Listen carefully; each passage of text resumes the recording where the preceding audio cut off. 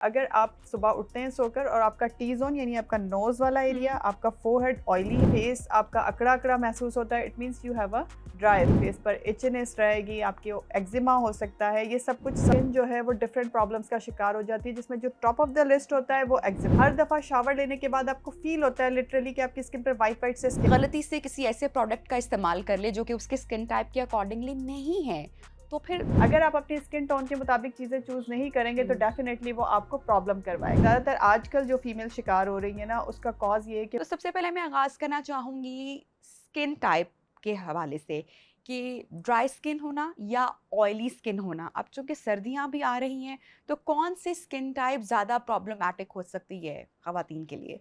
Skin के जो types हैं, नॉर्मली हमारे पास एक नॉर्मल स्किन होती है। लाइक वो स्किन ना ऑयली होगी बहुत ज़्यादा, ना बहुत ज़्यादा ड्राई होगी, और ना ही कॉम्बिनेशन होगी लाइक हाफ ड्राई और हाफ आपकी ऑयली।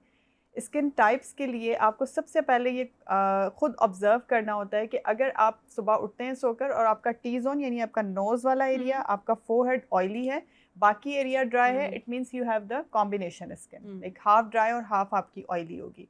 बट अगर आपका पूरा फेस ऑयली रहता है, थोड़ी थोड़ी देर के बाद वॉश करने के बावजूद भी आपके फेस पर आपको शाइनिंग फील होती है, ऑयली नज़र आता है, तो वो आपकी ऑयली स्किन होती है। ठीक। आपकी dry skin like face wash करने के बाद एवरी टाइम आपको मॉइस्चराइजर की ज़रूरत होती है, फेस आपका अकड़ा अकड़ा महसूस होता है, it means you have a dry skin. So अगर आपको अपनी स्किन टोन पता है तो आपके लिए ज़्यादा इजी होता है प्रोडक्ट्स का की चॉइस करना। ज़्यादा प्रॉब्लमेटिक स्किन जिस तरह समर में ऑयली होती है, ऑयली स्किन समर में एक्नी भी हो सकती है, एक्नी की वजह से एक्नी स्कारिंग हो सकती है, आपकी फेस पर इचनेस रहेगी, आपके एक्जिमा हो सकता है, ये सब कुछ समर में आपको फेस करना पड़ता है। अगर हम बात करते हैं विंटर्स की, तो विंटर्स में स्पेशली जो ड्राई स्किन होती है वो बहुत ज़्यादा सफ़र करती है। उसका कॉज ये होता है कि जब आपकी स्किन ड्राई है, आपको पता है सर्दियाँ जैसे आती हैं, पानी का इस्तेमाल भी ज़रा कम हो जाता है कंपैरेटिवली, राइट? सो अगर आपकी स्किन में वैसे भी ड्राई हो रही है बिकॉज ऑफ वेदर, देन आप पानी भी कम पी रहे हैं तो डिहाइड्रेट हो रही है। इन दोनों चीज़ों के कॉम्बिनेशन से मिला जुला के आपकी स्किन जो है वो डिफरेंट प्रॉब्लम्स का शिकार हो जाती है, जिसमें जो टॉप ऑफ द लिस्ट होता है वो एक्जिमा है। एक्जिमा। एक्जिमा या ड्राइनेस है, एक्जिमा है। और एक्जिमा क्या होता है? It's a dryness of skin. अच्छा, तो इसमें इचिंग भी है एक्जिमा के सिम्पटम्स में चाहूँगी। एग्जैक्टली जो सबसे पहले सिम्टम आपको आता है कि आपको फील होता है कि आपकी स्किन या आपकी बाकी बॉडी भी, इवन आपके फेस के अलावा भी आपकी बाकी बाकी जितनी भी बॉडी है उसमें खिंचाव महसूस होगा। ठीक। हर दफ़ा शावर लेने के बाद आपको फील होता है लिटरली कि आपकी स्किन पर वाइट वाइट से स्केल्स बन गए हैं। सही।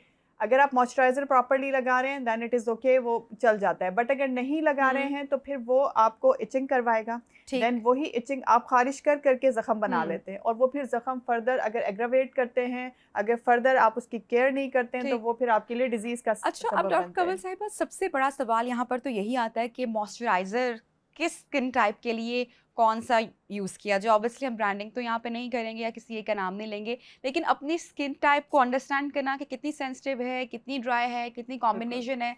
क्योंकि यूजुअली हम ख़वातीन, अच्छा मैंने वो वाला प्रोडक्ट यूज़ किया, तो हम सुने-सुनाए रिव्यूज़ पर, और जैसे यूट्यूब पे बहुत सारे ब्लॉगर्स या व्लॉगर्स बहुत सारे ट्यूटोरियल्स भी दे रहे होते हैं, और अपनी समटाइम जो पीआर प्रोडक्ट्स भी आई होती हैं उनको प्रमोट भी कर रहे होते हैं। तो ऐसे में जो आम खातून है या जो बेचारी सादा खातून अगर हम कहते हैं कि जो सिर्फ देख के इन्फॉर्मेशन ले रही हैं ऑन टीवी या सोशल मीडिया से, वो अगर गलती से किसी ऐसे प्रोडक्ट का इस्तेमाल कर ले जो कि उसके स्किन टाइप के अकॉर्डिंगली नहीं है, तो फिर ऑब्वियसली मसले मसाइल तो बढ़ेंगे स्किन के। लेकिन अभी पहले मैं आपकी पहली बात का आंसर करती हूँ कि मॉइस्चराइज़र कब और किसे लगाना चाहिए। तो उसका आंसर ये है कि मॉइस्चराइज़र आपको हर वेदर में लगाना है, हर वेदर में। इवन दो अगर आपकी ऑयली स्किन है, समर है, तो भी स्किन को मॉइस्चराइज़र की नीड है। बट वो फिर डिपेंड करता है, आपने चूज़ करना है कि आप ऑयली मॉइस्चराइज़र लगाएंगे या नॉन ऑयली लगाएंगे। बहुत सारे ऐसी मेडिकेटेड मॉइस्चराइज़र मौजूद हैं जो ऑयली और नॉन ऑयली दोनों होते हैं। अगर आपकी स्किन बहुत ज़्यादा ऑयली है, आपने मॉइस्चराइज़र एनी हाउ लगाना ही लगाना है। इधर आप वर्किंग वुमेन हो और आप घरेलू खातून हो, दोनों सूरतों में आपने सुबह फेस वॉश करने के बाद मॉइस्चराइज़र सबसे पहले अप्लाई करना है, देन सेकेंडली आपने सन ब्लॉक अप्लाई करना है। ये दो चीज़ें कंपल्सरी है और हर एक के लिए। बट चूज़ अगेन आपने अपनी स्किन टोन के मुताबिक करना है, ठीक है? दूसरी बात पे ये कि अगर कोई खातून ऐसी है जिन्होंने किसी भी किस्म की कोई भी एडवर्टाइजमेंट देख के कोई प्रोडक्ट या किसी अपनी फ्रेंड से सुन के किसी रिलेटिव से सुन के यूज़ कर लिया है और वो उनकी स्किन को देखें, स्किन टू स्किन चीज़ें वेरी करती हैं।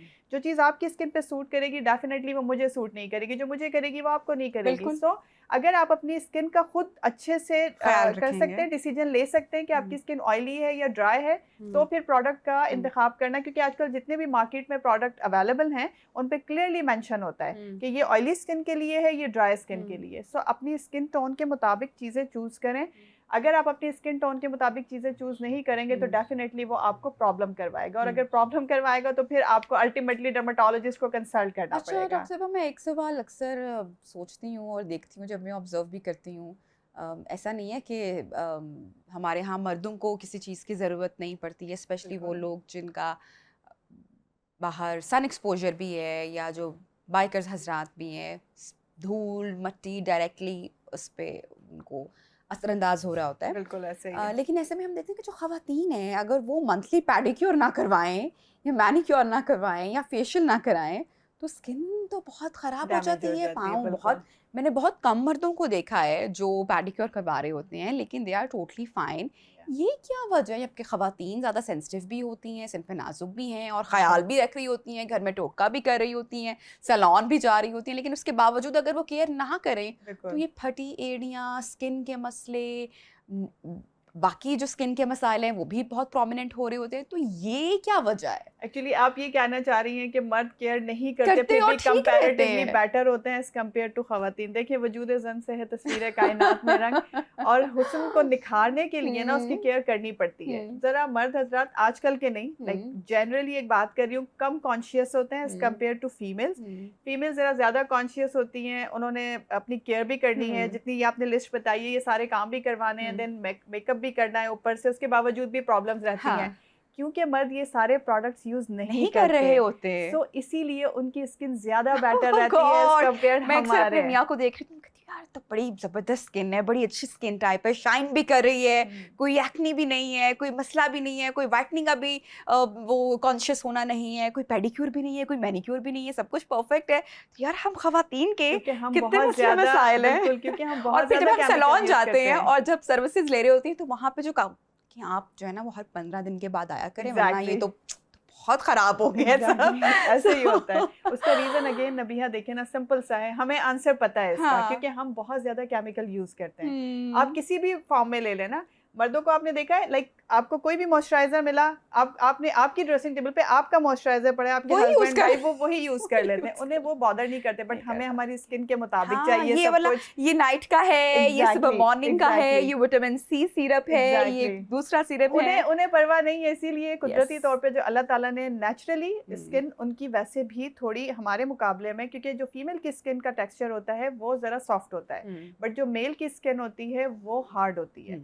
कंपैरेटिवली जो फीमेल स्किन है उस पर चीज़ें ज़्यादा असरअंदाज करती हैं एज कम्पेयर मेल्स के, और उस पर अगर हम केमिकल यूज़ करें तो डेफिनेटली हमारी स्किन थोड़ा ज़्यादा सेंसिटिव भी हो जाती है, बट मेल्स का इतना नहीं होता। लाइक देखिए वो सन ब्लॉक भी बॉदर नहीं करते, मॉइस्चराइजर भी बॉदर नहीं करते हमारी तरह, हर महीने उन्हें जाके सैलून्स के या फिर आजकल जिस तरह हमारे मेडिकेटेड हाइड्रा फेशियल्स हैं वो लेने भी नहीं पड़ते। बिल्कुल। और जब एजिंग का प्रोसेस स्टार्ट होता है मर्द खवातीन में, इवेंचुअली एक टाइम आना है, वो तो होना ही है, तब खवातीन का ज्यादा प्रोमिनेंट होता है हमारी जो अंडर आई वाला एरिया, डार्क सर्कल ज्यादा हैं एज कंपेयर टू जो मर्द हजरात हैं उनसे खवातीन की जो फाइन लाइंस हैं वो बहुत जल्दी। अच्छा, ये स्किन टाइप अगेन मैं पूछना चाहूँगी कि वो कौन से स्किन टाइप है, या कोई हमारी उसमें गलती है कि जो एजिंग प्रोसेस है, या फिर जेनेटिकली है कि वो कुछ खवातीन का अर्ली स्टार्ट हो जाता है? बिल्कुल, इसमें कहीं हमारी डेफिशिएंसीज होती है, कुछ जेनेटिकली हो जाता है कि लाइक उनकी पूरी फैमिली में इसी तरह से चला आ रहा होता है, बट अगर ज़्यादातर आजकल जो फीमेल शिकार हो रही है ना, उसका कॉज ये है कि वो अपनी प्रॉपर केयर नहीं करती।